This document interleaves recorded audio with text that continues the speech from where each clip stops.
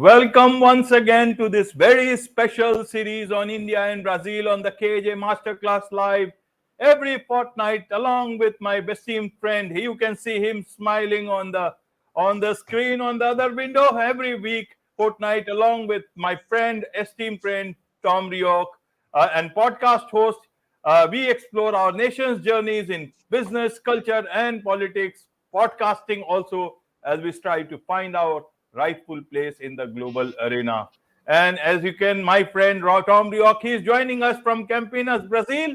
He has spent his whole life there. He is an American, known in Brazil as the king of multicultural communication and networking, with a wealth of experience in market development and product management across diverse businesses. Tom is the founder and host of 3 business podcasts, a public speaker and author. His deep expertise and extensive network, he will provide invaluable insights into Brazil's dynamic landscape. And today we will be talking on India-Brazil Global South leadership. And that is what we will be. Welcome to the show, Tom, once again. I want to thank you, AJ, and it's always a happy occasion. Today is our 7th chat. So we have been doing this for 7 times. Again, I want to congratulate you on getting this idea together of helping us together focus on 2 countries that are very important, India and Brazil. And we've seen after 7 chats that exactly that. The importance has always been there. Drawing attention to that importance is not only us talking about it, the world is talking about it. So when we talk about global South leadership, it's becoming more evident of the place India and Brazil in the new global economy. So thank you. Recently, we had the G20 meeting in India. So I'd like to hear what happened. How was that? Absolutely. It was great, and not I am only saying it, but the world is saying it, and even the world media is saying this. And the biggest thing has been that India showcased what it thinks in terms of diplomacy, and their diplomacy, our diplomacy that we showcased from the very beginning was that that the world is one family. We use the word called Vasudhaiva Kutumbakam. That means that the world is one family. Our Prime Minister Narendra Modi, he said that very, very clearly. Even earlier on, we talked about the moon landing, Chandrayaan-3. So there also, we also talked about the Vasudhaiva Kutumbakam sort of a thing that we talk only about the humanity, about global. And this is what India is all about. Long years back, our ancestors, all those people, thousands of years back, even though when they had no idea how the world looked like, they always talked about humanity. So this is what the culture was showcased in terms of what we think. We don't think in isolation. We think in terms of a global world, the right world, where we are a family. And in that sense, where diplomacy was not diplomacy, it was much more of the messaging that we don't want to go it all alone. It has to be all together, a lot of people together, the globe together itself. And that is the biggest victory. That is where, if you see, for everyone was that the declaration, which was earlier looking like that it was not going to happen because there is not going to be any consensus, but it finally happened. And it finally happened with a lot of consensus and agreement there. And that is where the biggest success was, that okay, this is India can talk sense at the high table and bring everyone to consensus. So everyone understood this. World media also understood it. They reported it like that.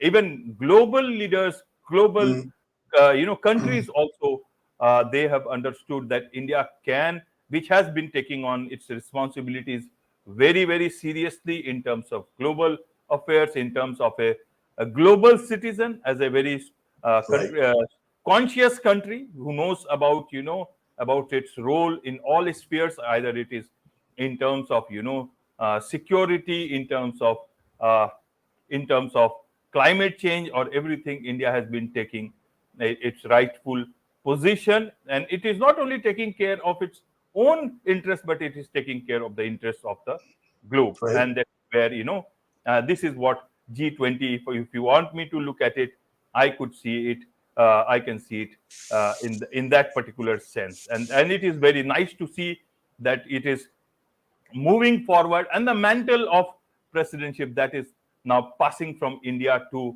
Brazil. So Mm-hmm. President Lula was here, and there was a declaration between India and Brazil there at point in time, and there was a discussion there. So I guess that was also a great thing.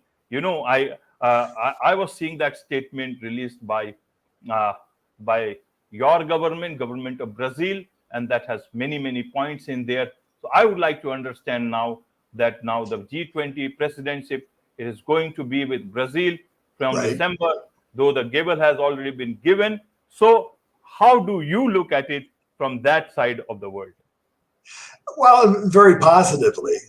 And again, from where we are and were, it was like watching the soccer match, and sitting up in the upper deck and watching the players play. All right. And we've talked about that before. And what I talk about a lot is multicultural communication. And what your Premier Modi, did and still does very effectively at the G20 was to bring together all of the different points that you mentioned. Because obviously, the world, we would like to say it's one big happy family, right? But it's one family, but not necessarily happy. And it depends on where you sit at the table of how happy you are or aren't. Now, the attractive point, and again, looking as a spectator from a country that's sitting at the table, right, the G20 table, it was very impressive because to articulate relationships, we know that in business. Business succeeds because of personal relationships. And we have been talking about business between two countries, India and Brazil.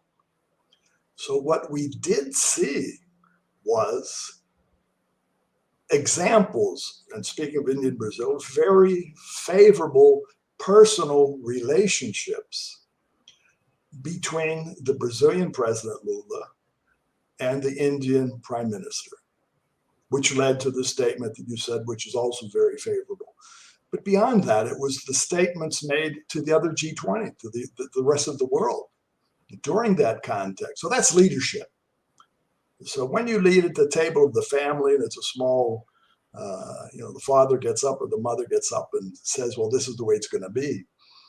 What we did see, and the reflection was, of people coming together, of maybe having different opinions, because we know that the developed countries have enjoyed much more of the world than the developing countries have. That's a fact. Okay. What we see and hear from Premier Modi and also from President Lula is that the seats at the table need to be more equal. Each one of the world's children need to have a voice and need to adjust to whatever the reality is. Because the reality in India, we've talked about that, the challenges, the successes, Brazil, the same thing, but many of the other countries. So the leadership role in what is being called the Global South leadership, and Premier Modi has stepped into that. President Lula will welcome that and will continue that to become the voice, become the leadership of like 100 other countries that really aren't necessarily at the G20 table, but need to have somebody speak in their favor. So that's what I've taken away, very positive. All right. Obviously, challenges to get statements and everybody defending their individual positions. That's from countries. But on a positive side, it opens up for India and Brazil more attraction. All right. You mentioned the moonshot. We've talked about that Right. here. We talked about the laboratories here. So it did take the chance of opening to the world very successful engagements from India's part. That surprised the world, surprised us. It's, all right, India has gone to the moon. And it's not going to the moon. It's what's behind that. The infrastructure, the science, the business, all has to happen, and it does. So that is the positive. So to see that leadership now being changed to Brazil and the continuity in the G20 with President Lula, again, shows that continuity. There won't be I don't see a change coming in that direction. I see more positive reinforcement of the same things that Premier Modi and Lula defend, of a sustainable world. Because the challenges in Brazil and in India are very similar. It's sustainability. Both countries are huge producers of food, but both have huge challenges in feeding their own people. So that difference has been highlighted. And I see the continuity of, again, talking about the table, bringing the table. What President Lula has done is also defended the presence of India at the table in the United Nations, the Security Council. Right, right. So these are steps that I can only say it's positive. Right? Absolutely, absolutely. So, Tom, in terms of now, India, Brazil, global South leadership. So this, I guess, with the G20 and now with the G20 presidency going to Brazil, a lot of the talk of G77 or the global South, if we see, this is almost like India and Brazil will be leading the leadership. The responsibility, we can say, is the right word. The responsibility from now onwards. How do you look at that? The role, the expanding role of India and Brazil in the global South leadership. Well, what I see and what has been favorably expressed in this statement, if you take the statement and look into the details, one thing is what was said in a collective environment, okay, of telling the world. The more important thing is what comes out in the statement. The statement, India-Brazil statement, is it's the chat between AJ and Tom. It's what we sit down and talk about, all right? And to that point, it's what Premier Modi and Lula and the rest sat down. Let's talk about what's important for us. We don't want to take ourselves out of the world, but we want to make sure that what we need mutually will happen, all right? So what is the favorable point that I see there? A number of different forums, business forums, were agreed to be established between the two countries. So that will be obviously lead to more business type persons sitting down at a table with more specific focus of the objectives India and Brazil together. So it's not to become isolationist, but it's to say, how can we highlight between the two countries the positivity we have? We talked about science, we talked about agriculture. There are a number of areas that really need to be focused together. So exchanges in terms of know-how. So we're talking at different levels. So that actually came out. Is that going to happen tomorrow? But I'm positive that it will happen. So that light of putting people together, all right, real business type people, academics, scientists, journalists, having them together, that will be the secondary parts of how this goes forward in India, and Brazil. So that's what I take away from a mega event. And the reflection that it will have on our relationships will certainly be positive. Right, right, Tom. So, as the world you see is passing through its own challenges, and globally, people, leaders will try to deal with it. How do you see China's role in this? Because India and Brazil, they have their own independent relationship with China, and China is part of G77, and where it says it is not. So we always talk about G77 plus China. So it's G78. How do you see that, be calibrated by Brazil and India in their own manner at the same time, uh, taking forward that whole leadership of the global South? I think I'd use the word pragmatism. All right. And to that, obviously, Brazil has a very intense relationship, economic relationship with China. We've spoken about that before. I've said that their major investments, they're not recently, forever. The Chinese companies have been here, they've been investing in infrastructure in many other areas for a long time. So the relationship between Brazil and China has been ongoing for a while.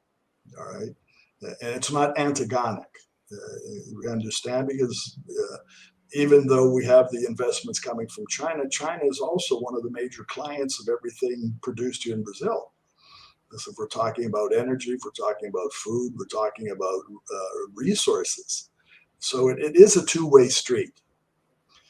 But again, China is not our neighbor. China is India's neighbor. All right, so Right. it's in your mutual backyards.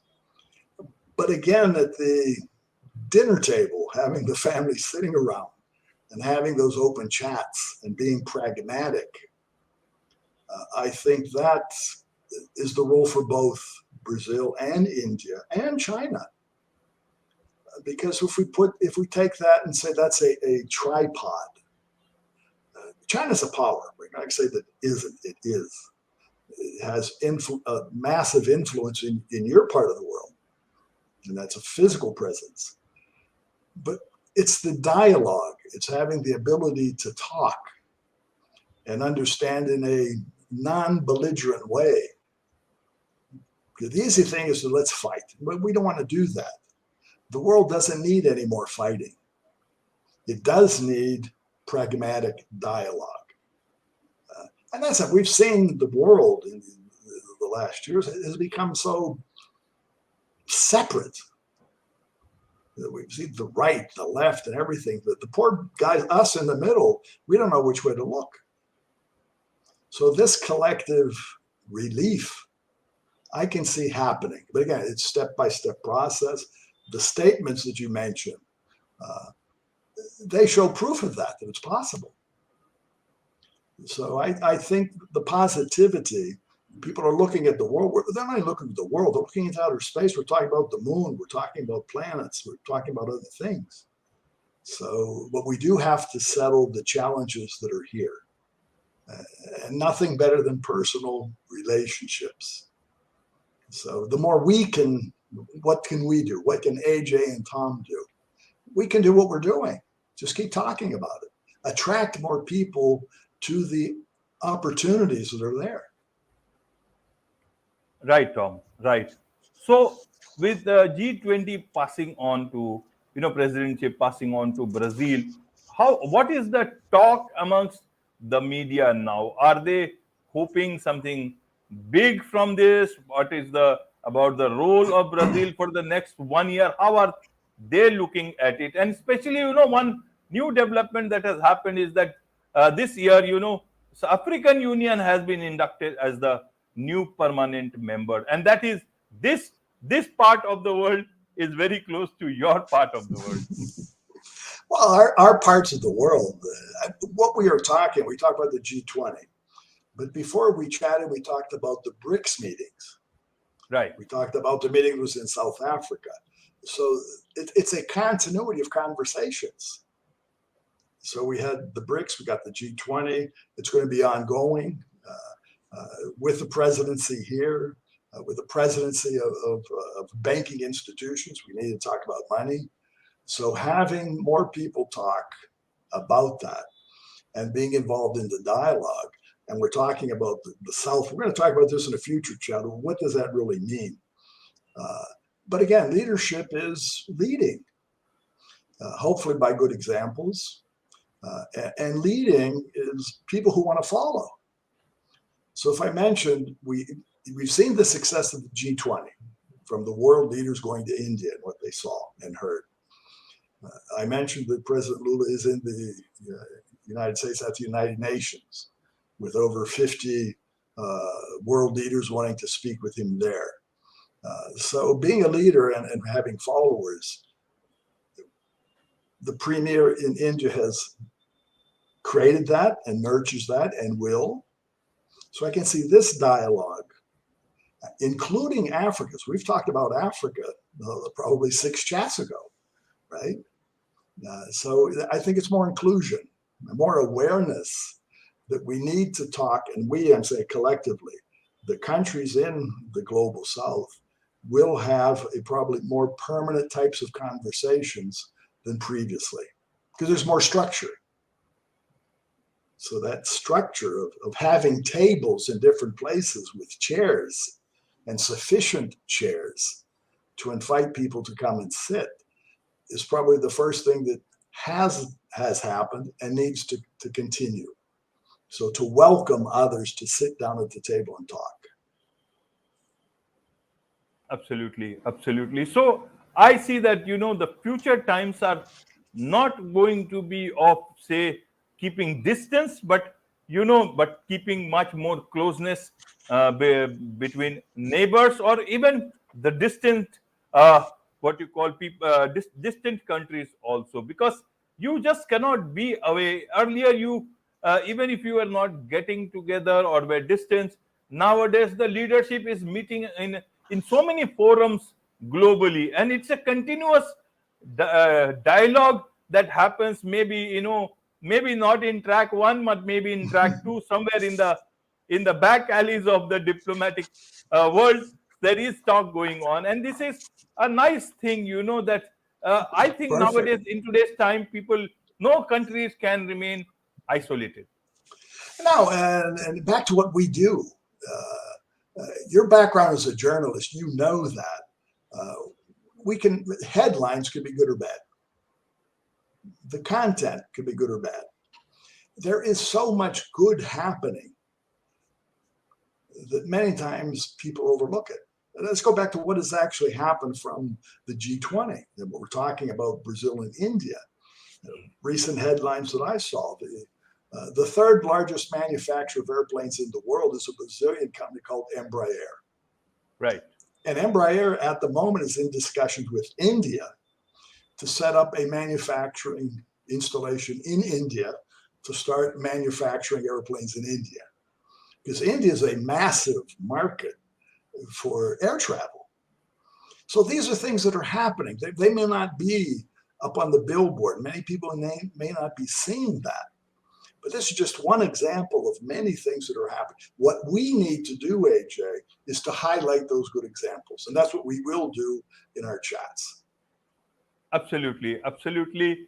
India and Brazil are big markets. India is a market in its own manner. Brazil is a market in its own manner. But one thing very much common is that in terms of podcasting, both are very solidly, very, very fast growing places, either in terms of listeners or in terms of podcasters, or even in terms of the world, which wants to, a lot of our guests, they want to reach our respective countries, and they want to showcase their brand, their products, their services, or whatever it is. And and it is nice to see that the spotlight is on the global South.